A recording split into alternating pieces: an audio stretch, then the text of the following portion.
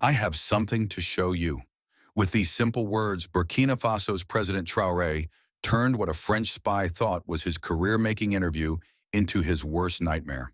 The spy had spent weeks posing as a journalist, asking about military operations and filming strategic locations, completely unaware he was being monitored the entire time.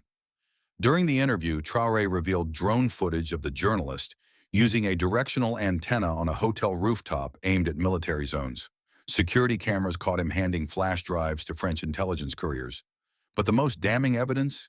Encrypted messages to a server in Marseille detailing military positions with the chilling words, "Target gives illusion of control, but Sahel still bendable." Before we move on, I'd like to ask you a small favor. If you appreciate this content, please take a second to like this video and subscribe to the channel.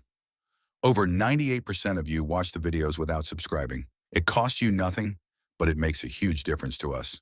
So did you click the subscribe button? Great, thank you so much. Now back to the video. A cover tale that people won't question is essential for the ideal spy. When Mat Ler landed at Ouagadougou International Airport in the spring of 2023, he certainly looked the part. His story made perfect sense. His press credentials from Paris's La Presse International were genuine, and his French passport looked genuine.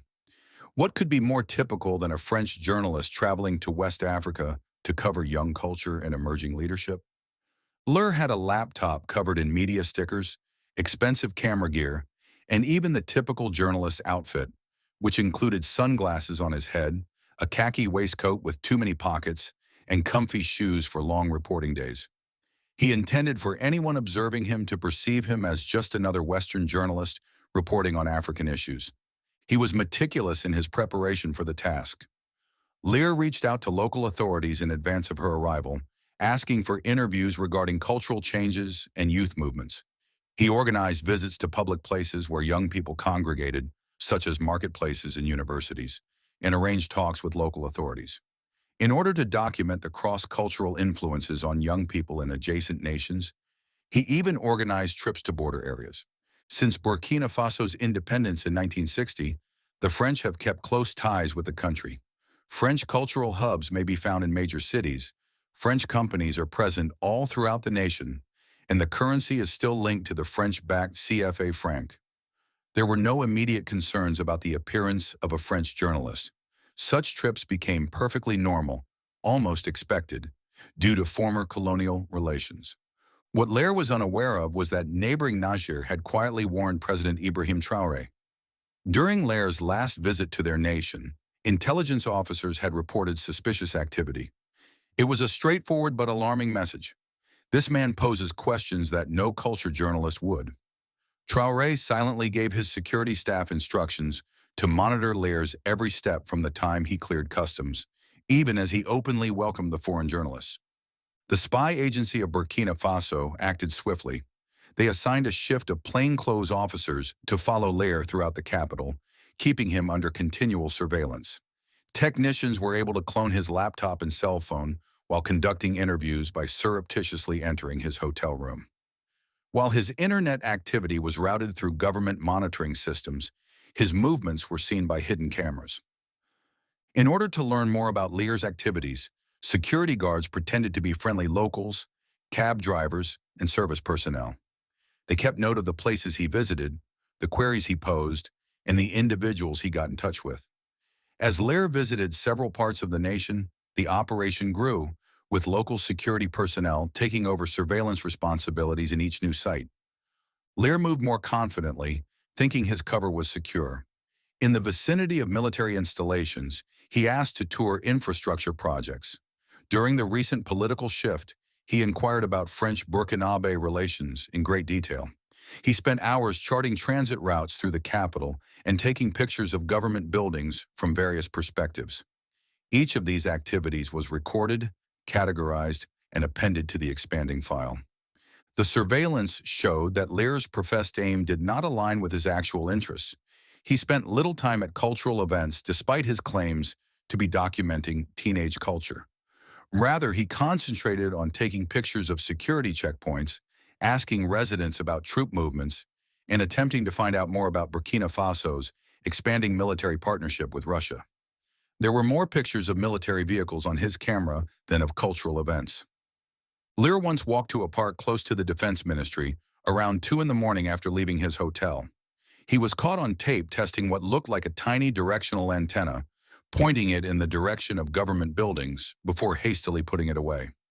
At another time, he was seen at a cafe exchanging a tiny box with a French ambassador while both men pretended not to know one another. Ler often sent encrypted texts to an unregistered number in France, according to phone records. These signals were frequently sent at the same time as troop movements in the city or military pronouncements. Everyone, except Ler himself, could see the significant holes in the flawless journalist cover. Security forces in Burkina Faso created a thorough timeline of Ler's activities, comparing his travels to his declared schedule and discovering many inconsistencies. They gathered information from hotel employees who claimed that Ler would ask for rooms with views of government buildings even when there were less expensive possibilities. They chronicled his repeated efforts to strike up casual discussions with military people at bars close to bases. President Traoré chose not to act right away as the evidence grew. Rather than detain or eject Ler, he authorized a more advanced strategy.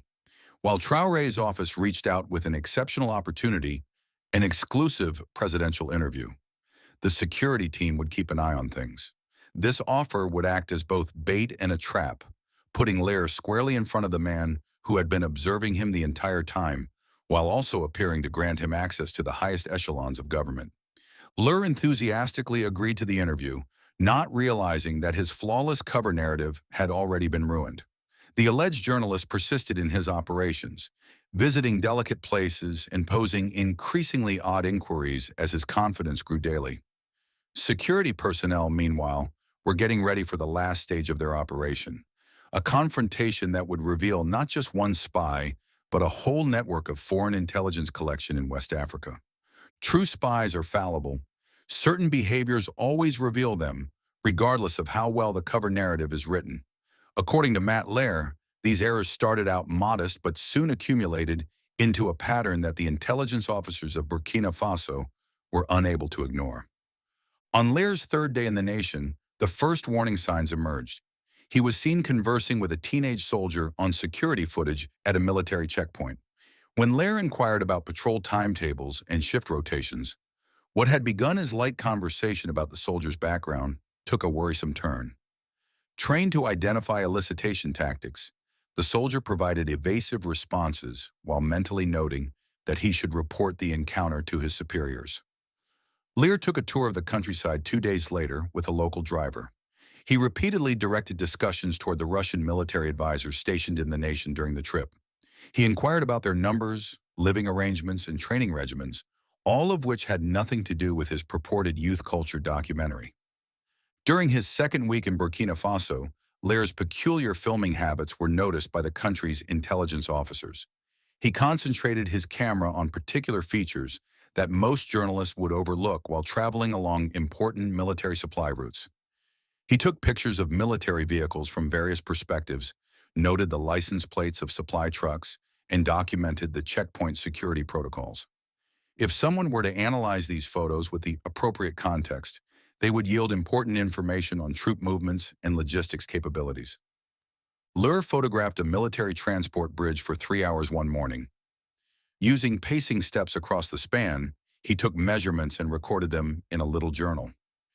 He claimed to be recording infrastructure development for his article when questioned by local police.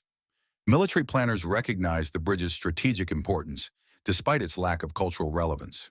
During his trip, Ler frequently visited fuel depots, communications towers, and transportation hubs utilized by Burkina Faso's military, demonstrating his persistent interest in such sites. The surveillance of Ler's hotel provided the most damaging proof. After observing his questionable behavior, security personnel had placed cameras on nearby structures. These cameras caught Ler on the rooftop of the hotel one evening as he put up equipment. He put together what intelligence agents recognized right away as a directional antenna at around 2:30 a.m. After over 40 minutes of aiming this contraption at a nearby military zone, he disassembled it and went back to his room. Documentary filmmakers don't usually carry this specialist equipment, which is made to secretly send material via secure channels or intercept communications. 3 days later, a brief but telling meeting at a bustling market was also captured on security cameras. A French national who had been identified as a diplomatic courier was bumped into by Ler. The two men did not greet one another, as if they did not know one another. However, it was evident from the video that Ler was transferring a small flash drive to the courier in what security authorities identified as a traditional brush pass, a tactic used by intelligence officers to conduct secret conversations in public. During Lear's third week in the country, the technological team tasked with keeping an eye on his communications made yet another breakthrough. They were able to identify trends in his internet usage, even with encryption and security measures in place. Technical investigation showed that a server located in Marseille, France, was receiving encrypted data packets. The time of these transmissions frequently matched military announcements or troop movements in the city, according to metadata analysis, even though they were unable to decrypt the particular content. The word story pivot for Paris, which appeared in one partially deciphered letter, suggested that Ler was being told to change his strategy. During a border crossing examination, security personnel were able to access Ler's laptop and found secret folders buried deep within the system files. These included Intel Sahel Trier 16, codenamed materials, which had nothing to do with journalism. Detailed troop movements, military readiness, and public response to Russian military cooperation were all included in draft reports sent to a French defense analyst. The formatting and technical language used in these publications were more appropriate for intelligence briefs than for journalism. The facts became evident by the sixth week of surveillance. Ler was measuring soldier morale, charting supply networks, and evaluating the Russian military presence in the area, not recording youth culture. These are traditional intelligence goals for a nation looking to comprehend and maybe undermine the security alliances of another country. Ler's actions aligned with conventional espionage techniques taught by intelligence services around the globe. Along with his security team, President Traoré examined this information and contemplated the usual options, which include diplomatic objections, discreet deportation, or quick arrest. Rather, he made a surprising suggestion. Traoré intended to publicly reveal the entire operation in a way that would be felt throughout Africa, rather than just eliminating the spy. He gave his team instructions to set up what seemed to be a high-profile, exclusive interview opportunity for the journalist. While cameras captured his response for a national broadcast, Ler would be invited into the presidential palace, given apparent access to the country's leadership, and then presented with the evidence against him. Ler stepped straight into the trap that had been prepared. One bright June 2023 morning, Mat Ler got a call from Burkina Faso's Presidential Media Bureau, turning the hunter into the prey. What every journalist hopes for, an exclusive one-on-one interview with President Ibrahim Traoré, was what the voice on the other line offered. This was the ideal chance for Ler to finish his job. High-value intelligence directly from the source was possible with direct access to the president. Unaware that he was entering a well-planned trap, he accepted right away. Over the course of the following 2 days, Ler prepared his questions and equipment, concentrating on subjects that would yield valuable information regarding security operations and military partnerships. He brought his notepads and camera equipment with him when he arrived at the presidential palace, looking very professional. Instead of raising suspicions, the palace staff showed him confidence by welcoming him and escorting him through security with little inspections. They took him to an attractive room where President Traoré would soon sit behind a desk with the flag flying proudly. Sound engineers and camera operators set up the scene. Ler disregarded the suggestion that there was more equipment than was required for a straightforward interview. The interview will be taped for the presidential archives, he was informed. He was unaware that the broadcast would be shown live on all Burkina Faso television channels. At exactly 2 p.m., the interview started, and Traoré came across as friendly and at ease. Before he sat down, he shook hands firmly with Ler. The first 15 minutes went according to plan. Ler posed usual questions regarding Traoré's objectives for economic development, his vision for the nation, and his connections with neighboring countries. The president kept his gaze on the cameras and on Ler as he responded intelligently. This traditional opening was effective in tricking Ler into thinking everything was going as planned. When Traoré put down his water glass and leaned forward, the mood abruptly changed. Ler's face froze for a moment before he tried to recover, saying he was recording infrastructure development for his cultural report. Mr. Ler, I'm curious about your interest in our military installations, particularly the one near the northern border you photographed extensively last Tuesday. After giving a nod, Traore pushed a button on his desk. Surveillance footage of Ler taking pictures in a restricted military area was displayed on a wide screen that was mounted on the wall. Traore added, "Perhaps you can also explain this equipment," as the screen shifted to a video of Ler using the directional antenna on the rooftop of his hotel. The deliberate shredding of Ler's cover was all the more unnerving because the president's tone remained cool and collected, almost conversational. One by one, Traore produced evidence that had been accumulated over weeks: technical data, video clips, and images that refuted Ler's journalistic assertions. Then Traore pulled out a printout of an email that had been intercepted. Ler's attempts to explain this message away as journalistic notes failed as Traore continued to present evidence. "This communication was recovered from your encrypted channel," he said before reading aloud. "Target gives illusion of control, but on ground Sahel's still bendable. Keep soft approach.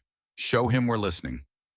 The president described how the communication exposed a concerted French intelligence effort aimed at undermining Burkina Faso's independence. Traore's evidence that Ler had traveled to Abidjan, Côte d'Ivoire, prior to entering Burkina Faso was the most damning revelation.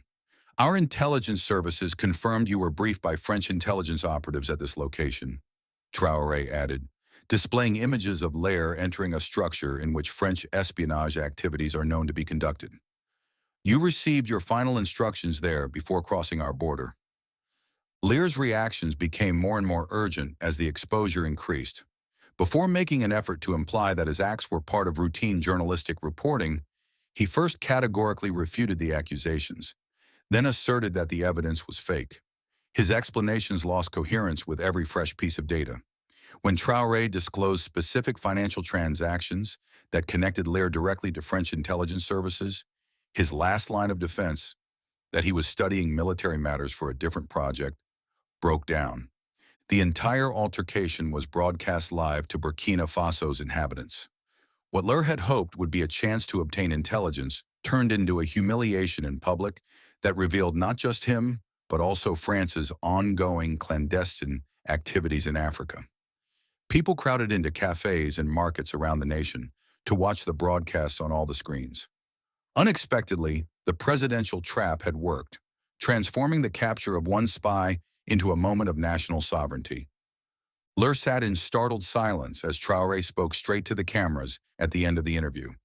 "We respect legitimate journalism, but we will expose those who use press credentials to undermine our nation." The president then gave the signal to security guards who moved forward to escort the exposed spy out of the building. "Today we have shown that Burkina Faso is no longer a playground for foreign intelligence services." Ler's shoulders drooped in defeat as they escorted him out, the weight of his failed mission bearing down on him at every turn. The Mat Ler affair was a turning point for African sovereignty and wasn't simply about apprehending a single spy.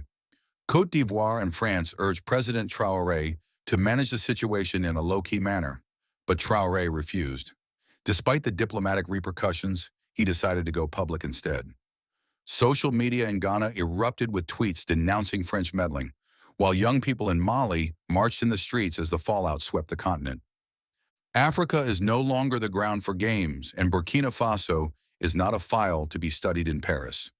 Traoré's remarks during the broadcast struck a chord across Africa, encapsulating the continent's growing resistance to foreign interference as African countries increasingly assert control over their own affairs.